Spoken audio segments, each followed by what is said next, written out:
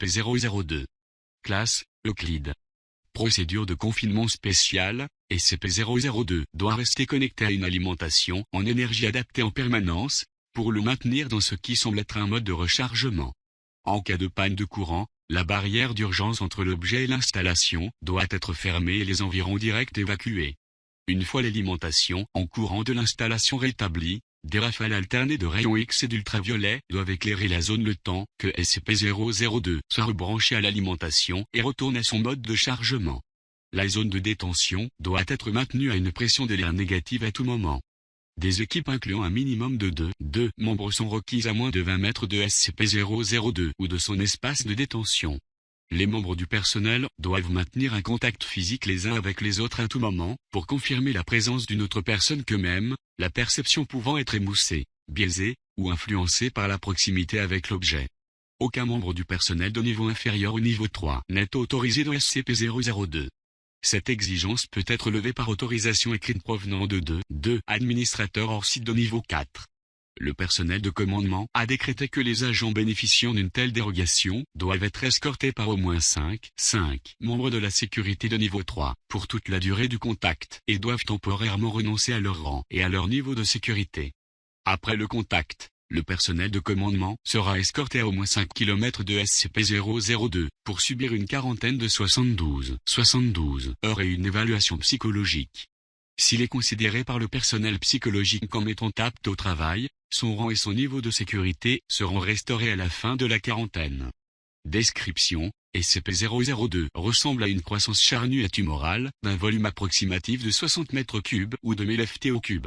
Une trappe à valve de fer sur un côté mène à son intérieur, qui ressemble à un appartement à loyer moderne et standard de taille modeste. Un des murs de la pièce possède une fenêtre, bien qu'aucune ouverture de la sorte ne soit visible de l'extérieur.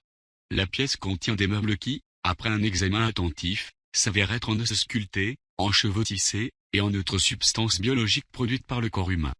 Toute la matière testée à ce jour possède des séquences d'ADN indépendantes ou fragmentées pour chaque objet dans la pièce. Se référer au rapport de Mulhausen, Crossroff, document 00.023.603, pour les détails concernant la découverte de l'objet. Référence: à ce jour, le sujet est responsable de la disparition de 7 membres du personnel. Depuis sa récupération, il s'est meublé de 2 lampes, d'une carpette, d'une télévision, d'une radio, d'un fauteuil poire, de 3 livres dans un langage inconnu, de 4 jouets d'enfants, et d'une petite plante en pot. Des essais avec une grande variété d'animaux de laboratoire incluant les primates supérieurs ont échoué à provoquer une réaction de SCP-002. De même, les cadavres ne déclenchent aucune réponse de l'objet. Quel que soit le procédé utilisé par le sujet, pour convertir la matière organique en mobilier, il est apparemment seulement provoqué par l'introduction d'humains vivants. Voir rapport de Mulhausen d'Ocide, 00.023.603. Rapport de Mulhausen, 00.023.603, ce qui suit est un bref rapport détaillant la découverte de SCP-002. Le sujet a été découvert dans un petit cratère du nord du Portugal où il a frappé la Terre depuis l'espace. Enveloppé dans une corde de roche épaisse, l'extérieur charnu de l'objet a été exposé suite à l'impact. Un fermier local arriva sur le site et rapporta ses trouvailles à l'ancien du village. Le sujet obtint l'attention de la Fondation SCP, quand un agent de niveau 4 posté dans le secteur détecta une légère anomalie radioactive générée par l'objet. Une équipe de récupération composée de membres du personnel de sécurité de la Fondation dirigée par le général Mulhausen a été immédiatement envoyée dans le secteur, où ils ont rapidement sécurisé l'objet dans un large container et effectué les tests initiaux avec des sujets recrutés dans le village proche. 3 hommes envoyés individuellement dans la structure ont par la suite disparu. Avant de découvrir cette propriété mortelle de l'objet, le général Mulhausen émit un ordre d'exécution de niveau 4 à de tout témoin, environ un tiers du village, pour s'assurer de l'absence de connaissances extérieures et initia le transport vers l'installation durant la préparation de l'objet pour le transport. 4 membres du personnel de sécurité de la Fondation ont été inexplicablement attirés à l'intérieur de l'objet, ce qui a entraîné leur disparition immédiate.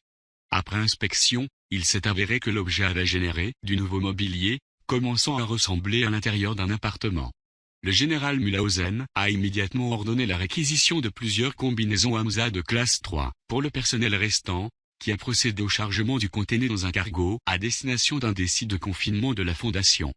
Suite à l'élimination du général Mühlhausen, SCP-002 a été resécurisé par le personnel de la Fondation et amené en confinement spécial à confidentiel, où il se trouve encore à ce jour. Depuis l'incident de Mühlhausen, aucun membre du personnel de niveau 2 ou inférieur ne peut accéder au conteneur de SCP-002 sans l'autorisation préalable d'au moins 2 responsables de niveau 4.